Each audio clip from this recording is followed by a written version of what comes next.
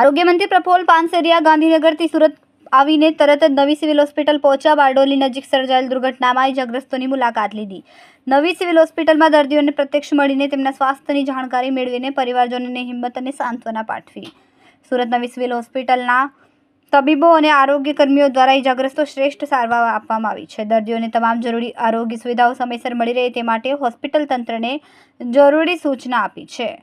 આજે સિવિલની અંદર આમ તો હું બારડોલી બસ દુર્ઘટના ઘટી ત્યારથી સિવિલના સંપર્કમાં છું. અમારા સિવિલ સુપ્રિન્ટેન્ડન્ટ ડૉક્ટરને ત્યારે પણ સૂચના આપવામાં આવી હતી, જે દર્દીઓ અહીંયા દાખલ થાય એમને યુદ્ધના ધોરણે ઓપરેશન, દવા, જે જરૂરિયાત હોય, સીટી સ્કેન, MRI એમની તુરંત જ કરીને એમને પેશન્ટને આપણે ટ્રીટમેન્ટ આપવાની છે, જે ટ્રોમા સેન્ટરની અંદર અપાઈ જ રહી છે. તો પણ સ્પેશિયલ ઝાઝા દર્દીઓ એક સાથે અહીં આવે તો આપણે એમને સરસ રીતે ટ્રીટમેન્ટ આપી શકીએ.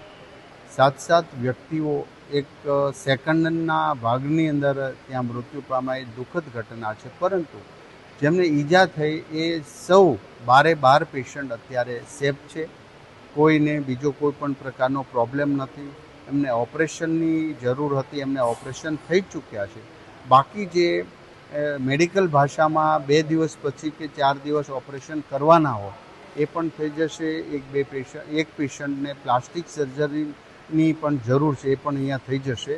તમામ પેશન્ટના સગાવાલા મહારાષ્ટ્ર અને ગુજરાતમાં જ્યાં રહેતા હોય બધા જ અહીંયા આવી ચૂક્યા છે. બાકી દિવસ રાત જે ડૉક્ટરોએ મહેનત કરી છે આ પેશન્ટ પાછળ, એમને પણ હું અભિનંદન કરું છું કે કટોકટીના સમયે સિવિલ હોસ્પિટલના આ ડૉક્ટરો દિવસ રાત જોતા નથી. તો આજે આપણે પ્રાર્થના કરી છે કે 12 પેશન્ટ જલ્દીમાં જલ્દી એમને રજા આપી ઘરે હસતા જાય એવી ઈશ્વરને પ્રાર્થના કરીએ છીએ.